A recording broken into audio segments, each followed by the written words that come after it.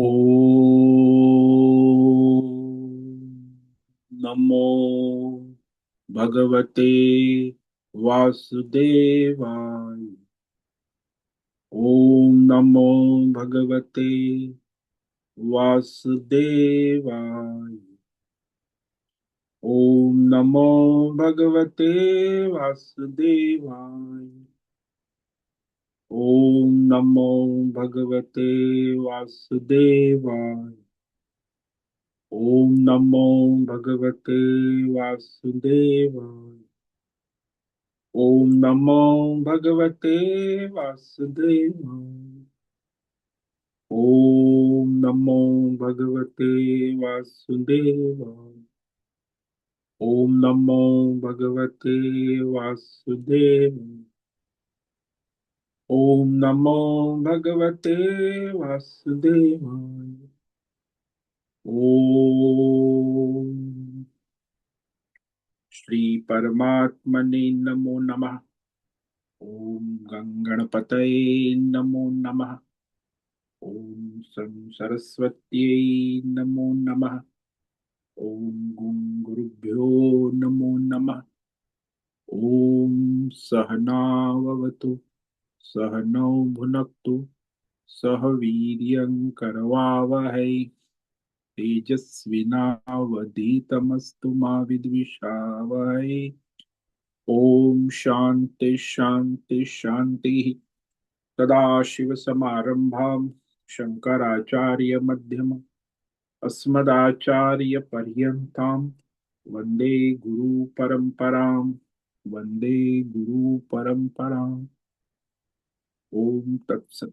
ओम। आप सभी online network पर उपस्थित भगवत गीता श्रवण साधकों को आज हमारा ऋषिकेश से प्रातः का अभिवादन, अभिनंदन, अभिवंदन। हरि ही ओम। हरि ही ओम। हरि ही ओम। हम सबको आज का यह दिव्य जीवन तन मन धन जन देश काल विषय वस्तु परिस्थिति अवस्थाएं व्यष्टि समष्टि आध्यात्मिक भौतिक दैविक क्षेत्र सभी को अपने अपने वर्तमान जन्म और पूर्व जन्मों में किए गए संचित कर्मों, पाप पुण्य धर्म अधर्म मिश्र सकाम निष्काम सात्विक राजसी तामसी अनेक प्रकार के कर्मों के पके हुए फलस्वरूप वर्तमान में आज सभी को अपने अपने प्रारब्ध अनुसार अचिंत्य योग माया परमेश्वर की माध्यम से ये तन मन धन जन देश काल विषय प्रसाद स्वरूप में प्राप्त हुआ है। अतः आज का यह दिव्य जीवन परमार्थ हेतु तो निष्काम सेवा यज्ञ देव यज्ञ ऋषि यज्ञ पितृ यज्ञ मानवता यज्ञ भूत प्राणी यज्ञ सात्विक दान शारीरिक वाचिक मानसिक तप निष्काम कर्म योग ध्यान योग भक्ति योग ज्ञान योग साधना स्वाध्याय वेद शास्त्रों का अध्ययन अध्यापन उपासना आराधना के लिए समर्पित करे और करवावे। अत्यंत दुर्लभ मनुष्य जीवन को परमार्थ हेतु सार्थक करे और करवावे। आज विक्रम संवत 2082 माघ मास शुक्ल पक्ष की द्वितीया तिथि गुप्त नवरात्रि द्वितीय नवरात्रि व्रत ये रात्रि 2:44 तक है। उसके बाद तृतीया तिथि लग जाती, तृतीय नवरात्र। आज श्रवण नक्षत्र है, ये दोपहर 1:05 तक है। उसके बाद धनिष्ठा नक्षत्र लग जाता है। आज मंगलवार है, मंगल देव हनुमान जी की आराधना उपासना का दिन है। और यहाँ वसंत ऋतु प्रारंभ हो चुकी। रात्रि का न्यूनतम तापमान 12 बजे का 5 डिग्री रहा और दिन का दोपहर का अधिकतम तापमान 24 डिग्री। वायु की गति 5-10 किलोमीटर प्रति घंटा चल रही है। ईस्वी सन 2026, 20 जनवरी 2026, 28 जनवरी, सुबह के 6:50 हो रहे हैं। कलयुग का प्रथम चरण 5126वां वर्ष, 7वां वैवस्वत मनवंतर, श्वेत वराह कल्प, ब्रह्मा जी का 26वां दिन और 51वां वर्ष चल रहा है। तो ऐसे अनंत कोटि ब्रह्मांडीय परमेश्वरी अचिंत्य योग माया में हमारा यह एक ब्रह्मांड, इस ब्रह्मांड में ये पृथ्वी लोक में, समुद्र के ऊपर, जम्बू द्वीप में, विश्व का एकमात्र वैदिक राष्ट्र भारत में, उत्तर हिमालय प्रांत में, उत्तराखंड राज्य में, टिहरी जिले में, हिमालयन शिवालिक पर्वतमाला के अंतर्गत मणिकूट पर्वत के ऊपर नीलकंठ महादेव के सामने, ऋषिकेश नगरी में, मुनि की रेती प्रांत में, शीशम जाड़ी, अवधूत बाड़ा आश्रम के सी ब्लॉक के पहले माले से, 4 नंबर कमरे से, गंगा किनारे से हम स्वामी उत्तमानंद सरस्वती, भगवत गीता के आचार्य, शिष्य स्वामी चिन्मयानंद सरस्वती महाराज, चिन्मय मिशन, कैवल्य अद्वैत वेद व्यास भगवतपाद शंकराचार्य की श्रृंगेरी संन्यास परंपरा से शिक्षित दीक्षित, सनातन वैदिक भारतीय हिंदू धर्म अनुसार संपूर्ण भगवत गीता ज्ञान यज्ञ ऑनलाइन चैतन्यमय जीवंत लाइव प्रसारण जूम एवं यूट्यूब के अंतर्गत व्याख्यान माला में अध्याय 15 पुरुषोत्तम योग के श्लोक नंबर 3 और 4 पर संस्कृत एवं हिंदी में व्याख्यान करेंगे।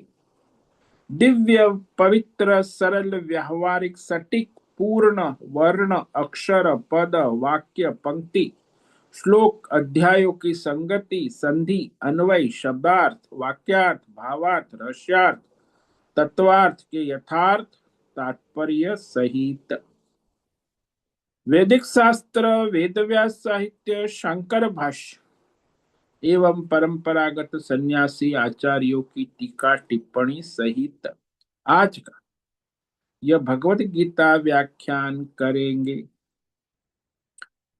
कृपया आप सभी श्रद्धा भक्ति ध्यान से परिपूर्ण होकर के यह दिव्य श्रवण साधना करें। इसमें से कुछ ग्रहण करे, कुछ धारण करे, कुछ अपने जीवन में चरितार्थ करे और उसमें निरंतरता लाए। अपनी अपनी आध्यात्मिक भौतिक दैवी अशांति द्वंद्व मोह विक्षेप राग द्वेषों से रहित होकर के और धार्मिक अवैदिक अशास्त्रीय परंपरागत भ्रम भ्रांतियों से रहित होकर के अपने अपने शरीर इंद्रिय प्राण मन वचन कर्म और बुद्धि से एक रूप एकाग्र होकर के शुद्ध सात्विक सूक्ष्म भगवत विवेक बुद्धि करे। वेद शास्त्र एवं आचार्य परंपरा अनुसार विवेक करे और करवावे। पुनः पुनः इस व्याख्यान का श्रवण करे, मनन करे, चिंतन करे, लेखन करे, चर्चा विचारणा करे, प्रचार प्रसार करे, लिंक भेजे, ग्रुप में शेयर करे, अपना और सबका परम कल्याण करे और करवावे। ओम तत्सत। ओम ओम।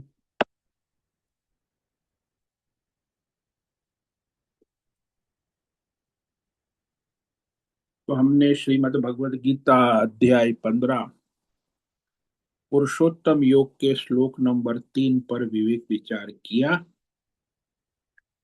जिसमें भगवान कहते हैं ये संसार वृक्ष जैसा कहा गया है।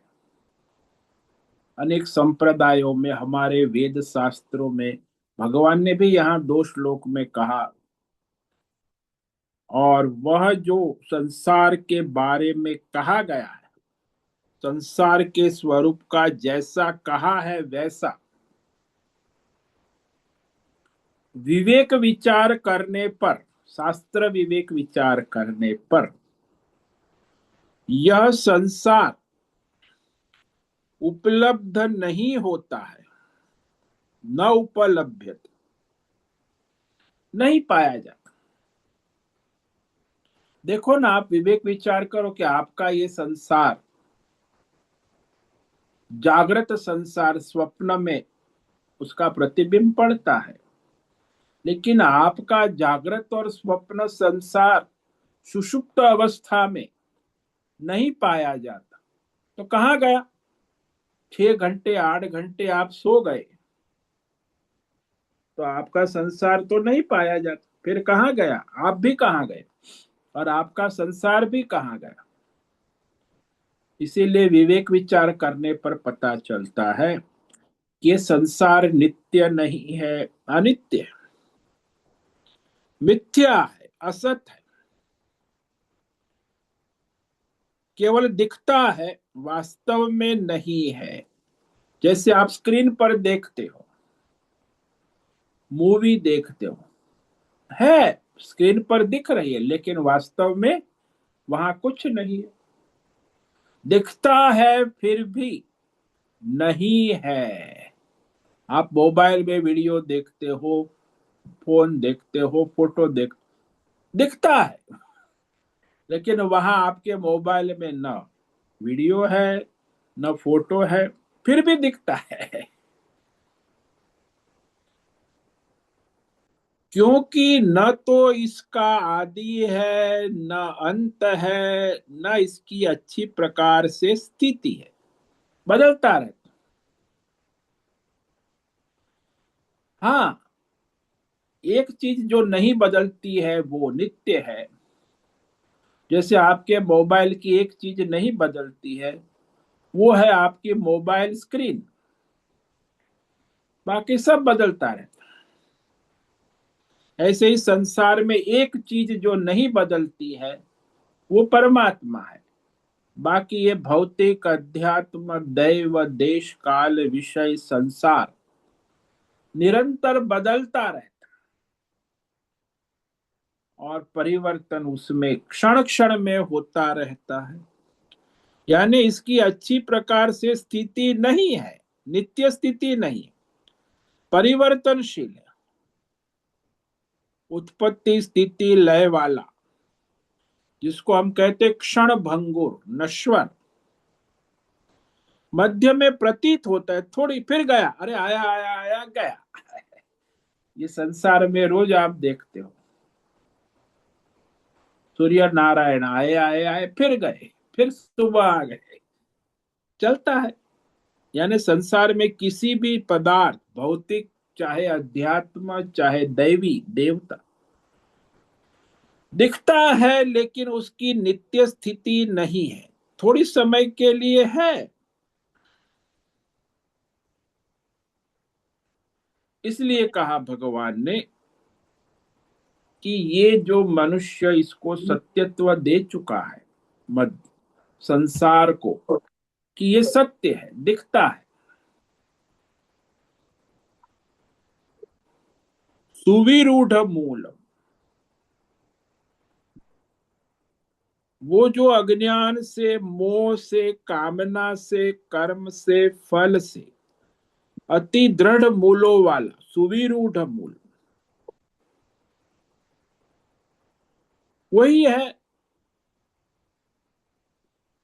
आप कामना करते हो, वही आप कर्म करते हो, वही आप फल भोगते हो, सुख दुख क्या है, जन्म जन्म हजारों जन्म हो गए, अभी भी वही आप, पुत्रेष्णा, वित्तेष्णा, लोकेष्णा, परिवार चाहिए, पैसा चाहिए, मेडल चाहिए, वही करते सारे लोग। और इस जन्म में नहीं, हजारों जन्म आगे भी यही करते रहे।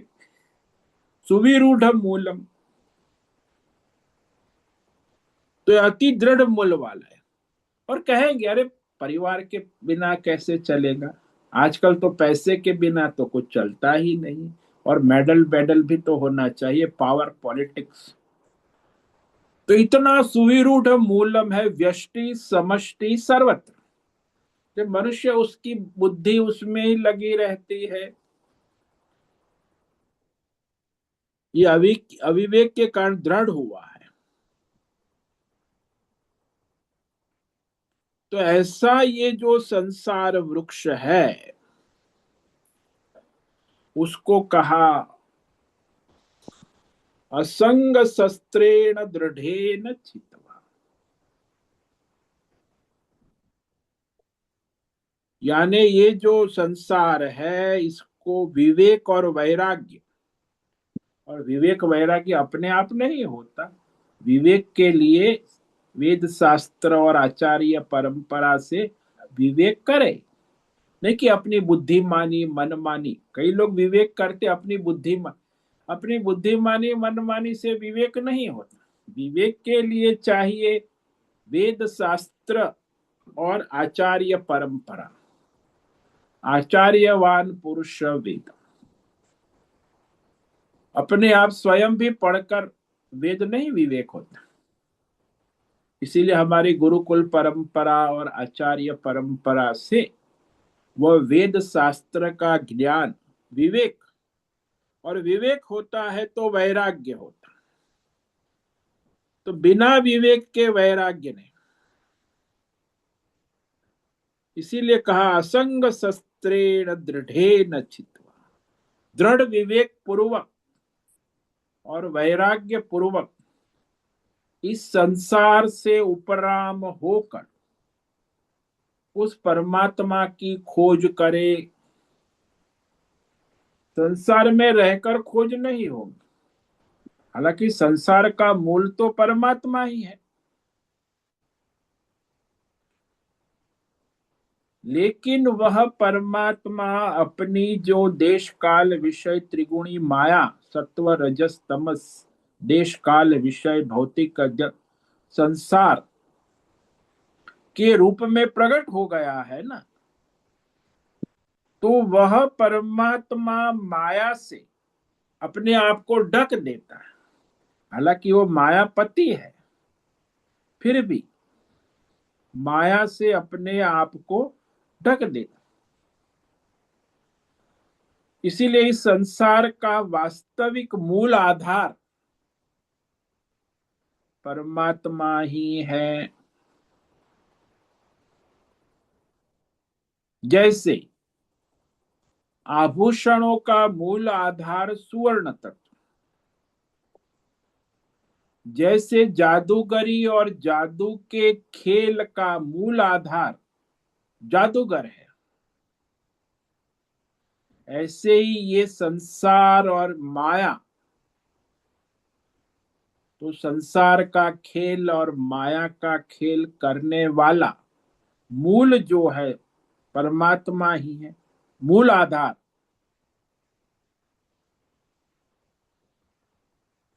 परंतु उस मूल को अज्ञान से भूलकर, अज्ञान के कारण फिर मनुष्य अनेक प्रकार की देश काल विषय अंतर्गत भौतिक अध्यात्म दैव कामना करता है, और कामना करके कर्म करता है, पाप पुण्य धर्म अधर्म मिश्र, और कर्म करके फिर उसके फल भोगता है, सुखी दुखी मिश्र।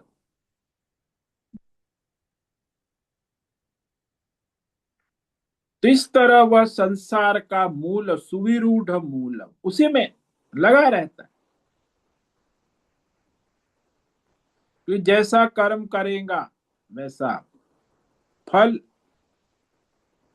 तो वह भौतिक अध्यात्म विषय रूपी फल,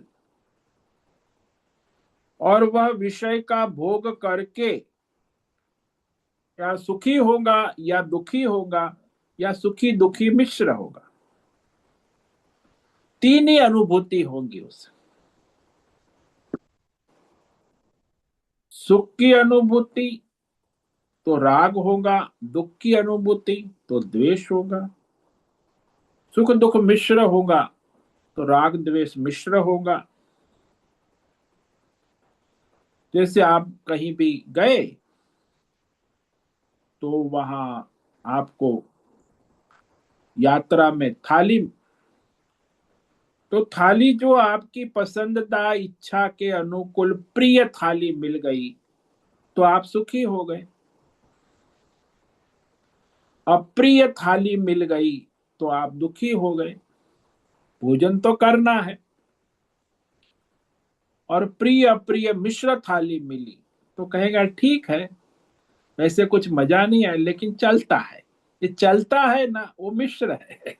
संसार में लोग ठीक है चलता है, मतलब अच्छा भी नहीं है और बुरा भी नहीं है, चलता है। संसार में बोलते हैं लोग, अरे ठीक है चलता है, अब क्या करें, अच्छा भी नहीं है बुरा भी नहीं है, चलता है, जो भी मिल गया सो मिल गया। भूख लगी है, खाना खा लिया, तो सुखी दुखी नहीं हुआ, चलता है।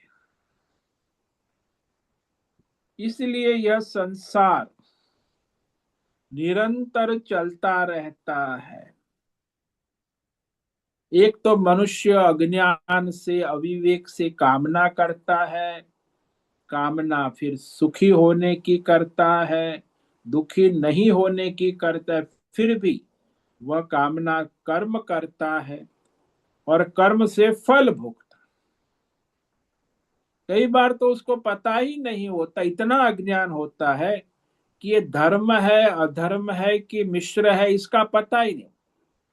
लेकिन जब दुखी होता है तो उसे लगता है अरे कुछ गड़बड़ है, कुछ गड़बड़ है, दुख आ रहा है, मैं तो सही धर्म कर रहा हूँ, सही कर रहा हूँ। अरे तू सही कर रहा है नहीं, अधर्म कर रहा है, और तुझे लगता है कि मैं सही कर रहा हूँ, तो फिर कष्ट दुख आता है। क्योंकि धर्म का पाप का फल दुख है, कष्ट है। धर्म का फल पुण्य का फल सुख है, और पाप पुण्य मिश्र करोगे तो मिश्र ठीक है, चलता है जीवन। तो इस तरह यह संसार चक्र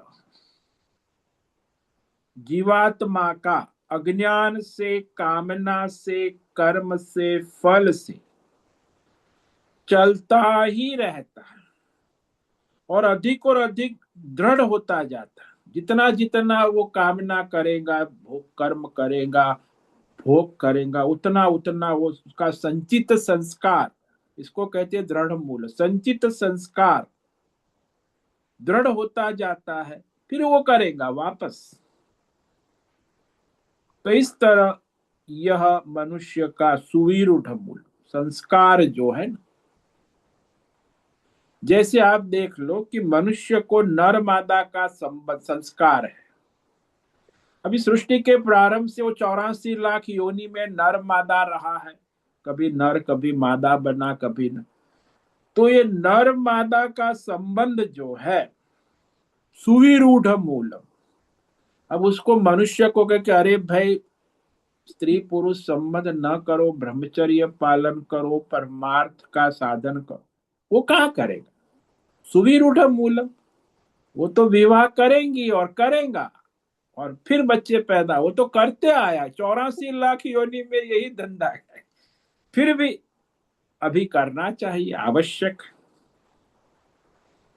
तो इस तरह फिर पुत्रेशना, फिर वित्तेशना, फिर पैसा चाहिए, परिवार है तो पैसा आ गया, तो फिर एनजीओ मेडल चाहिए, तख्ती नाम, चलता है। इसी को संसार मूल कहते, वृक्ष सुविरूढ़। देखो इतना दृढ़ से सभी मनुष्य उसी में लगे हुए, दिन रात, जन्म से मरण, हजारों जन्म हो गए, अभी हजारों जन्म तक यही धंधा करेंगे। सुविरूढ़ मूल अधिक और अधिक दृढ़ होता ही जाता है। संचित कर्म भी दृढ़ होते हैं, प्रारब्ध आते रहते, और वही करता है। लेकिन भगवान ने कहा कि विवेक और वैराग्य असंग शस्त्र के द्वारा इस संसार वृक्ष को काट दिया जाता है। ये राग द्वेष ये सारे मिश्र कर्म जो है, उससे असंगता, असंग शस्त्रेण दृढ़। असंग यानी विवेक और वैराग्य पूर्वक, विवेक भी शास्त्र के अनुसार, आचार्य परंपरा के अनुसार विवेक होगा, तब जाके असंगता वैराग्य, तब ये संसार वृक्ष को काट दिया जाए, यानी मनुष्य संसार से उपराम हो जाता, उपराम हो जाए, त्याग हो जाए, सन्यासी हो जाए, ये सब पर्यायवाची शब्द है। संसार की मोह माया से उपराम, तो वह इंद्रिय विषय भोग के लिए जो जीवन निर्वाह के लिए आवश्यक कर्म है, उसमें इतनी कामना वासना हो गई है कि वह परमार्थ की ओर दृढ़ नहीं हो पाता। रोटी, कपड़ा, मकान, परिवार, पैसा, पद, प्रतिष्ठान, मकान, उसी में लगा रहे। हाँ भाई, आवश्यक है, इंद्रिय भोग के लिए आवश्यक, तो फिर वह जो कर्म है, वह पाप पुण्य धर्म अधर्म मिश्र कर्म करता रहे। इसीलिए सकाम कर्म में लगा रहता है, तो निष्काम कर्म, परमार्थ की और जो प्रवृत्ति है वो नहीं हो पाती है। चाहता है परमार्थ का, लेकिन प्रवृत्ति तो दृढ़ नहीं कर सकता, क्योंकि ये सकाम कर्म है, कामना है, इंद्रिय भोग है, जीवन निर्वाह है। तो आवश्यक जो संसार के कर्म है, हालांकि उसमें आवश्यक तो इतना ही है जीवन निर्वाह हेतु, लेकिन आज तो भोग दृष्टि हो गई ना,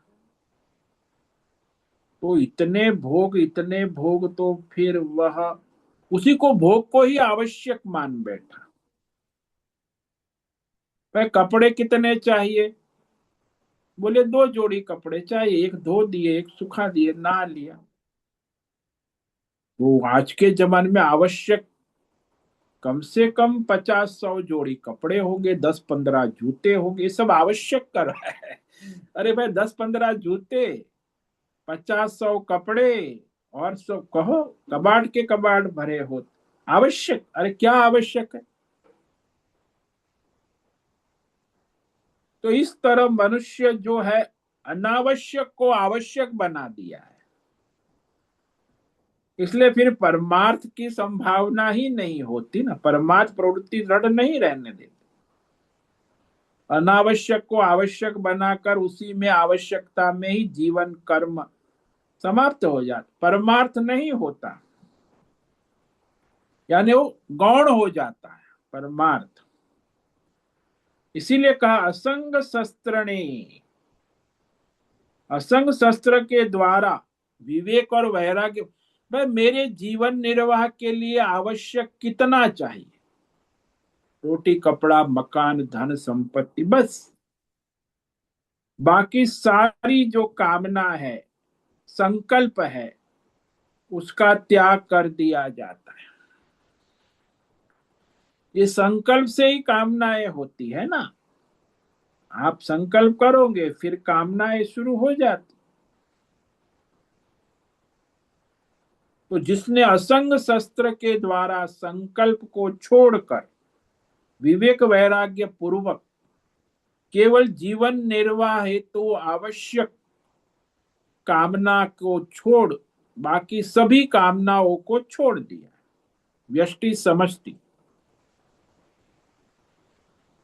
तो वह निष्काम हो गया ना। निष्काम मनुष्य परमार्थ की तरफ चलने की प्रवृत्ति होती है, वो चल सकता है। अब जो सकाम है, कामना वाला है, भौतिक कामना, आध्यात्मिक कामना, देवी कामना, तो इस कामना में लगा हुआ सकाम मनुष्य परमार्थ की ओर जा ही नहीं सकता। लेकिन जब वो निष्काम होता है, असंग शस्त्र को निष्काम भी कहते हैं, निष्काम वैराग्य विवेक पूर्वक परमार्थ की ओर चलने का जो विवेक है, वो निष्काम कर्म योग, ध्यान योग, भक्ति योग, ज्ञान योग में लगता है। लेकिन जो सकाम कर्म करने वाला है, वो तो न तो कर्म योग कर सकता है, निष्काम भक्ति ध्यान कुछ नहीं कर, वो तो अपनी कामना में पड़ा हुआ है। न एक संकल्प करता है, व्यष्टि समष्टि कामनाएं हैं, वो कहाँ परमार्थ कर। इसलिए जिसने अपनी व्यष्टि समष्टि कामनाओं को छोड़कर विवेक वैराग्य पूर्वक फिर वह परमार्थ की साधना में लगते हैं, उसके साधन के लिए भगवान कह रहे हैं कि परमार्थ में लगना, परमार्थ की खोज करना, वो भी बहुत बड़ी साधना है। और वह परमार्थ के साधन साधना भी निरंतर लगे रहना होता। तो वो कह रहे हैं अब भगवान कि साधक को विवेक वैराग्य संपन्न परमार्थ की ओर आगे बढ़ना चाहिए। सकाम होकर परमार्थ नहीं कर सकता, इसलिए असंग, पहले संसार से असंग होगा, निष्काम होगा, तब वो परमार्थ में लगता है। तो परमार्थ में लगने के लिए अब कह रहे हैं कि वो परमार्थ की जिज्ञासा करे। पहले तो असंग शस्त्रेण दृढ़ेन चित्तः, पहले तो ये मोह माया छोड़कर फिर परमार्थ की जिज्ञासा करे, परमार्थ साधना में लगे। ये कहते आगे श्लोक नंबर 4 में। तत पदम तत्परिमार्गितव्यम् यस्मिन् गता न निवर्तन्ते भूयः तमेव चाद्यं पुरुषं प्रपद्ये यत प्रवृत्ति प्रसृता पुराणी। भगवान कहते असंग शस्त्रेण दृढ़ेन छित्त्वा, उसके बाद क्या करें। बोले हम सब छोड़ दे संसार, फिर वैराग्य विवेक, चलो साधु हो गए, सन्यासी हो गए, परमार्थ में लग गए, तो क्या करें ये बता रहे। असंग शस्त्रेण, संसार की कामनाओं को छोड़कर उसके पश्चात तत्पदम परिमार्गितव्यम, वह परमात्मा का परम पद, उसकी भली भांति खोज करे, यानी संशोधन करे। आचार्य और शास्त्र के द्वारा उस परमात्मा के पद की खोज करे, परिमार्ग, संशोधन करे।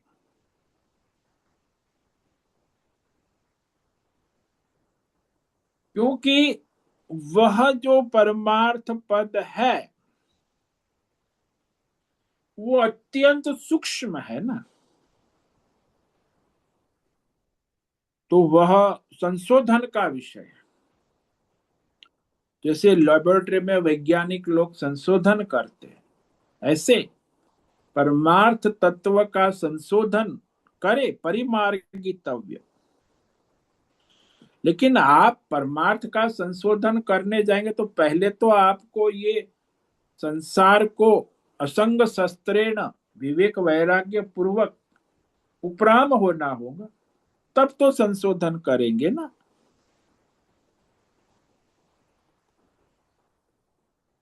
और संशोधन करने के बाद कहा, यदि आपको परमात्मा तत्व की खोज हो गई, आपने खोज लिया शास्त्र और आचार्य के मार्गदर्शन में, उस परमात्मा तत्व को जानकर फिर मनुष्य जो है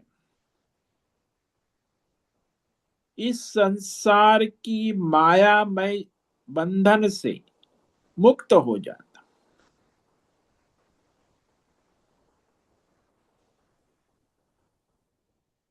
गता भूय न निवर्तन, परमार्थ को प्राप्त करने के बाद फिर संसार परमात्मा मय हो जाता। जैसे घटाकाश है, घड़े के फूटने पर घटाकाश महाकाश हो जाता। सूर्य का प्रतिबिंब घड़े में जल में पड़ रहा है, घड़ा फूट गया, जल बह गया, तो वह प्रतिबिंब जो है वो बिंब सूर्य में एक रूप हो जाता। ऐसे ही यह जीवात्मा परमात्मा से एक रूप हो जाता, मूल स्वरूप में स्थित। जिसे सारी नदियां बहती बहती समुद्र में जाकर अपने नदी स्वरूप को छोड़कर समुद्रमय हो जाती है, वैसे ये जीवात्मा भी अपने जीवात्मा संसारी पने को छोड़कर परमात्मा मय हो जाते हैं।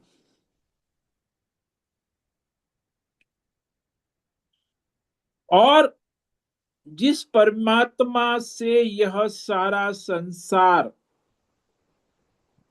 की प्रवृत्ति, उत्पत्ति, स्थिति, लय, विस्तार को प्राप्त हुई है, उस परमात्मा पुरुष की मैं शरण लेता हूं। तो इस प्रकार दृढ़ निश्चय कर परमात्मा की शरणागति स्वीकार करे। परमात्मा को शरण होकर ही परमात्मा की खोज कर सकते हैं। इसीलिए कहा प्रपद्ये, उस परमात्मा की शरण लेकर उस परमात्मा की खोज करें। तो यहां यह हम विचार करें कि मनुष्य तो संसार में खोज करता ही, भौतिक खोज चलती रहती है, आध्यात्मिक खोज, दैवी पारमार्थिक खोज कुछ निराली है। ये भौतिक अध्यात्मक दैवी संशोधन वाला नहीं, ये पारमार्थिक संशोधन है ना। क्योंकि ये भौतिक अध्यात्म देव संसार प्रवृत्ति तो मायामय है, लेकिन जिसके द्वारा ये भौतिक अध्यात्म देव संसार की प्रवृत्ति चल रही है, उसका मूल कारण जो परमात्मा है उसकी शरण लेनी होगी और उस परमात्मा की विवेक पूर्वक संशोधन करना हो। तत्पदम परिमार्गितम, तो उसका संशोधन करते करते यदि वो प्राप्त हो गया तो फिर वो परमात्मा जीवात्मा परमात्मा में हो जाता है, फिर वो संसारी पने से मुक्त हो जाता।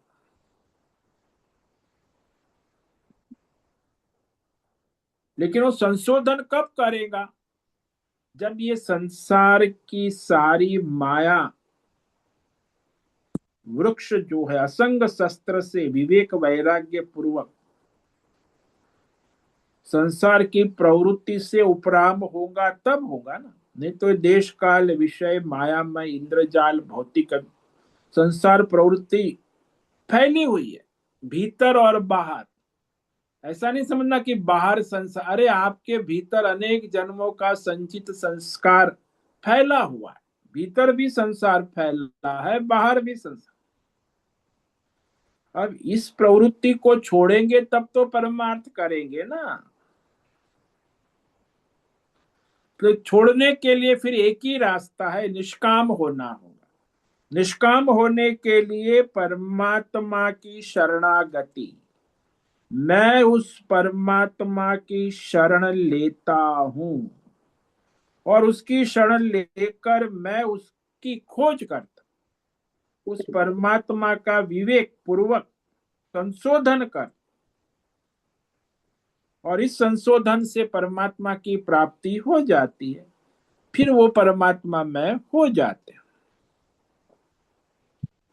तो इस प्रकार ततः का यहाँ शब्द बहुत ही महत्व का है। ततः यानी ये असंग शस्त्रेण दृढ़ेन छित्वा के बाद, यानी विवेक वैराग्य करने के बाद परमात्मा की खोज करें। जब तक विवेक वैराग्य नहीं है, तीव्र नहीं है, तब तक वह परमार्थ की खोज नहीं हो सकती। तो तीव्र होना आवश्यक, विवेक वैराग्य शम दम मुमुक्षा, कि मेरा इसी जन्म में मोक्ष होना है, और विवेक वैराग्य पूर्वक निष्काम कर्म योग, ध्यान योग, भक्ति योग, ज्ञान योग साधना में लग जाए, तब वो परमात्मा की खोज की योग्यता आती है। जो भगवान ने कहा ना 13वें अध्याय में कि भाई अमानित्वम अदम्भित्वम, ये सब मोक्षा के साधन है। उस परमात्मा की खोज करने के लिए विवेक वैराग्य शम दम मुमुक्षा की प्राप्ति के बाद, अब प्राप्ति नहीं हुई है तो आप परमात्मा की खोज कैसे करो? जैसे पहले आपको एमएससी में मैथमेटिक्स में फर्स्ट क्लास पास होंगे तो फिर मैथमेटिक्स में पीएचडी करेंगे ना। अब यहाँ प्राइमरी गणित का ठिकाना नहीं है और पीएचडी करने का सपना देख। तो पहले तो प्राइमरी पास करो, फिर हाई स्कूल पास करो, फिर डिग्री पास करो, फिर मास्टर्स पास करो, फिर उस परमात्मा का संशोधन। फिर वहां भी मैथमेटिक्स में पीएचडी करने के लिए लाइब्रेरी और गाइड की जरूरत होती है, अपने आप संशोधन नहीं होता। एक गाइड होता है और एक लाइब्रेरी होती है, पुस्तक शास्त्र और आचार्य के मार्गदर्शन में संशोधन होता है, अपने आप संशोधन नहीं होता। ऐसे ही परमार्थ का संशोधन भी वेद शास्त्र और आचार्य परंपरा के मार्गदर्शन में ही हो सकता है, स्वयं नहीं हो सकता। तो पहले तो योग्यता बनानी होगी ना, और योग्यता यही असंग शस्त्रेण दृढ़ेन छित, यानी आप प्राइमरी स्कूल से उपराम हो गए, हाई स्कूल से उपराम हो गए, कॉलेज से उपराम हो गए, मास्टर्स डिग्री मैथमेटिक्स उपराम हो गए, फिर पीएचडी करो। प्राइमरी में पीएचडी नहीं करना, आजकल तो सब प्राइमरी से पीएचडी होती है। आध्यात्मिक जगत में तो यही चलता है धंधा, प्राइमरी से भी पीएचडी होती है, हाई स्कूल से भी पीएचडी होती है, डिग्री कॉलेज से भी पीएचडी होती है, मास्टर से, और बाद में भी जैसे भी हो पीएचडी हो जाती, यानी नर्सरी स्कूल से भी पीएचडी हो जाती है मैथमेटिक्स में। यानी नर्सरी में एक मैं तो आ गया, अभी कल एक तुझे आता है वन, एक दो तीन, हाँ एक दो तीन चार पाँच छह सात आठ नौ दस, बस इतना आता है स्वामी जी, आगे आगे नहीं। तो अब वो नर्सरी में पढ़ने वाली छोड़ कहती है कि मुझे 10 आ गया, गणित आ गया, अब पीएचडी हो जाएंगी, रोज जब करेंगी मैं 1 करोड़, तो एक दो तीन चार पाँच छह सात आठ नौ 10, तो मेरी मैथमेटिक्स में पीएचडी हो जाएंगी, और कुछ करने की जरूरत ही नहीं। इसीलिए आजकल जो लोग नाम देते हैं भाई भगवान का राधे राधे करो, कई बाबा लोग हरे कृष्ण हरे राम, कई बोलता है श्री सीताराम सीताराम करो, और कुछ करने की जरूरत है?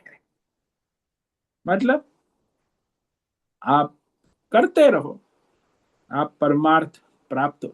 अरे भाई उस साधन है, उससे आपकी बुद्धि शुद्ध हो सकती है, लेकिन परमार्थ करने के लिए तो निष्काम कर्म योग, ध्यान योग, भक्ति योग, ज्ञान योग करना ही होगा। तो इस तरह वह योग्यता की बात है। पहले संसार से उपराम होना ये बड़ी योग्यता है, फिर उपराम होने के बाद वह परमात्मा का संशोधन प्रारंभ होता।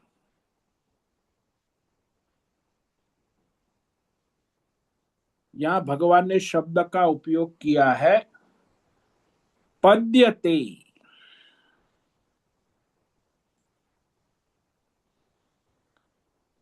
यहां पद्यते का अर्थ होता है प्रपद्य। जैसे पद है ना, संसार में आप लोग जानते हैं, पद यानी पद उसे कहते हैं जो योग्यता अनुसार प्राप्त करने योग्य होता है, उसे पद कहते हैं। योग्यता अनुसार प्राप्त करने योग्य जो होता है उसे पद कहते हैं। पद्यते, जो योग्यता के अनुसार प्राप्त किया जाता है, पाया जाता है, उसी को पद कहते हैं। इसलिए मनुष्य पद पाने के लिए प्रयास करते रहते हैं। जिस पद को प्राप्त करना चाहते हैं उस पद को कहते हैं कि वह पद दो तरह के होते हैं। संसार में दो तरह के ही पद होते हैं।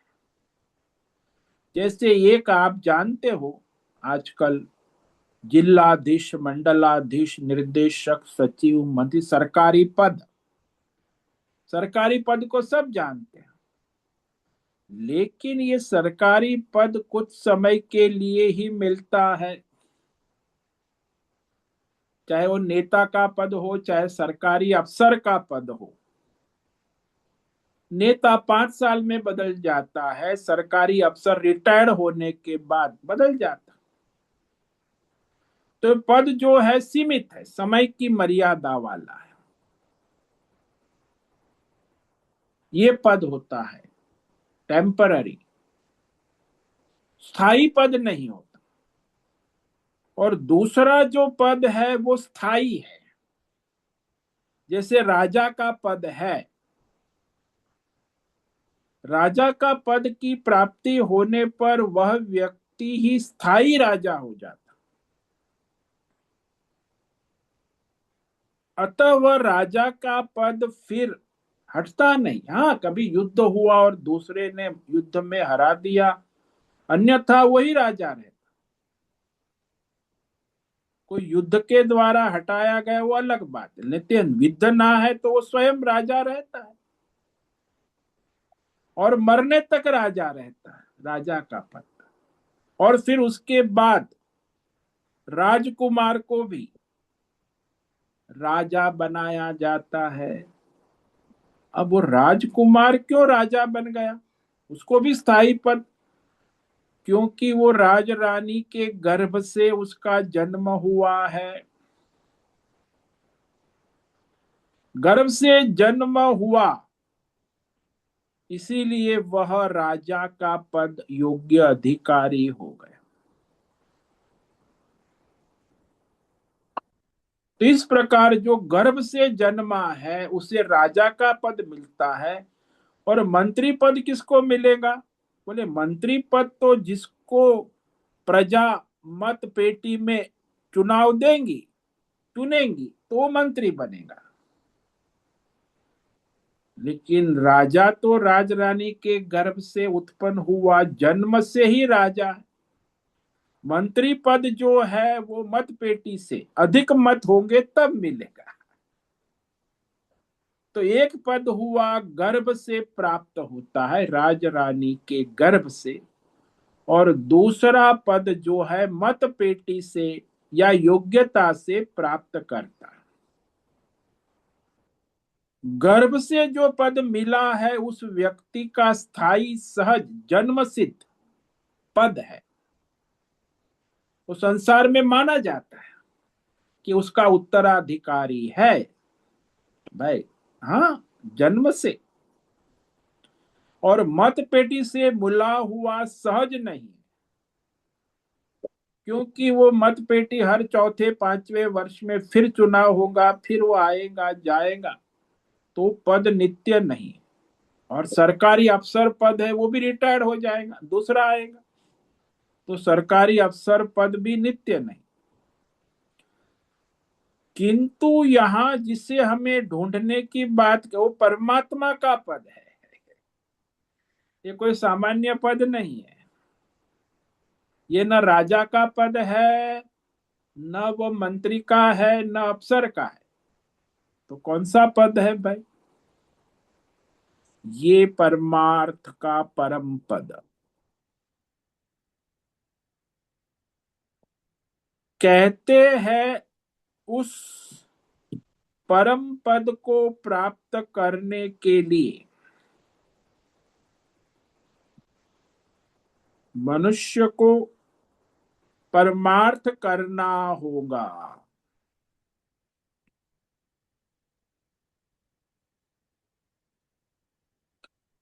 तो जो मनुष्य उस परमार्थ पद को पाना चाहता है, उससे ये आने जाने वाले सारे संसार के पद है, संसार के पद जो आने जाने वाले, उस पद को छोड़कर उसकी प्राप्ति के लिए, यानी संसार के पदों से असंग शस्त्रेण दृढ़, संसार के पदों को छोड़कर असंग शस्त्र के द्वारा विवेक वैराग्य पूर्वक उस परमात्मा के परम पद का संशोधन खोज करने योग्य हो जाएंगे। जब तक संसार के भौतिक अध्यात्म दैवी पद के पीछे पड़े हैं, तो परमार्थ की खोज होगी ही नहीं। वो तो भौतिक पद में लगा है, कोई अध्यात्म पद में लगा है, कोई दैवी पद प्राप्त करना है। तो इस सब तीनों पद को छोड़कर असंग शस्त्रेण कहा ना, भौतिक अध्यात्म दैव पद को छोड़कर उस परमात्मा के पद की खोज करे,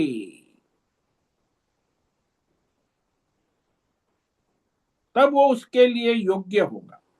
अब ये पद भी चाहिए, वो पद भी, ऐसा नहीं होगा भाई। भौतिक पद भी चाहिए, आध्यात्मिक दैवी पद भी चाहिए, और परमार्थ पद भी, परमार्थ की खोज ही नहीं होगी। पहले तो ये सारा जो है सांसारिक पद है, उससे विवेक वैराग्य पूर्वक असंग शस्त्र से काट दिया है, तभी वो परमात्मा की परम पद की खोज करने योग्य हो जाते।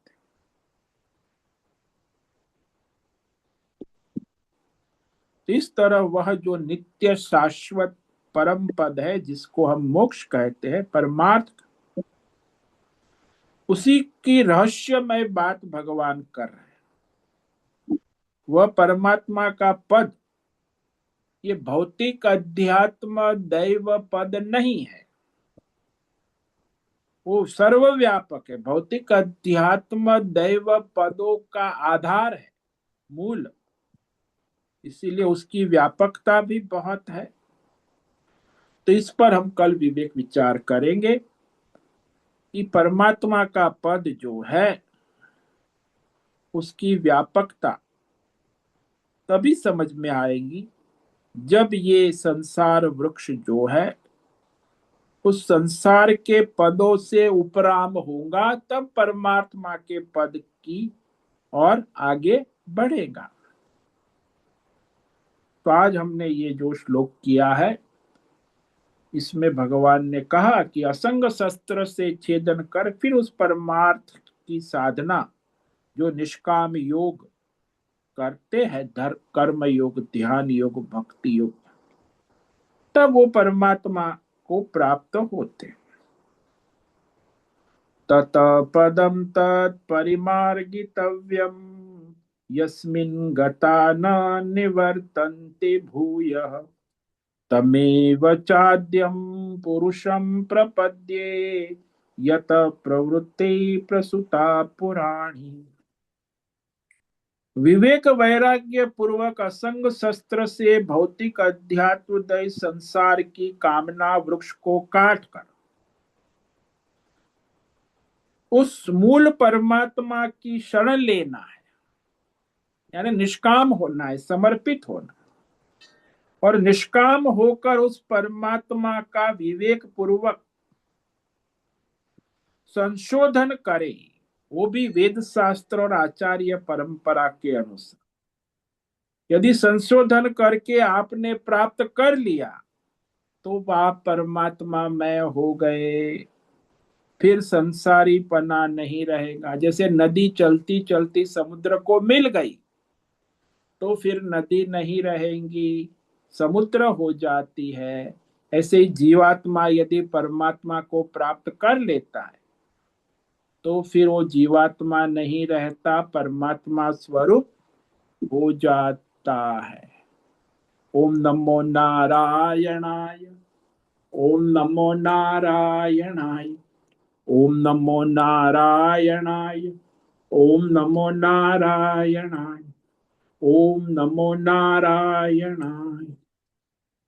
कायेन वाचा मनसेन्द्रियैर्वा बुद्ध्यात्मना वा प्रकृते स्वभावा करोमि यद्यत् सकलं परस्मै नारायणायेति समर्पयामि।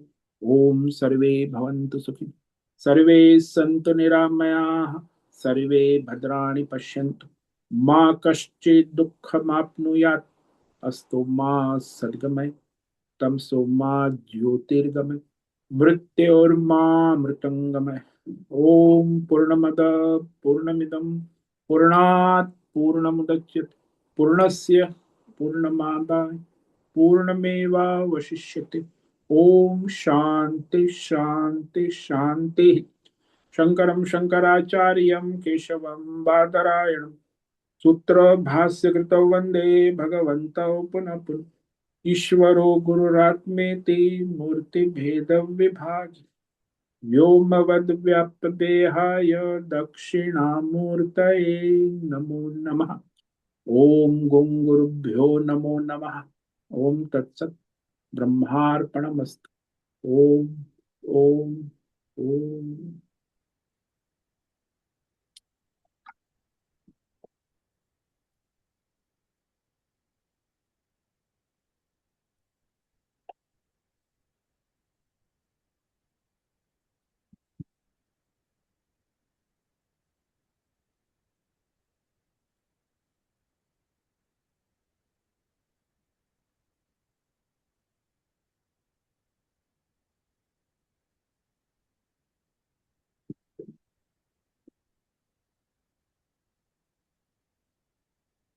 उपस्थित साधकों में किसी को प्रश्न है वो अभी प्रश्नोत्तरी कर सकते।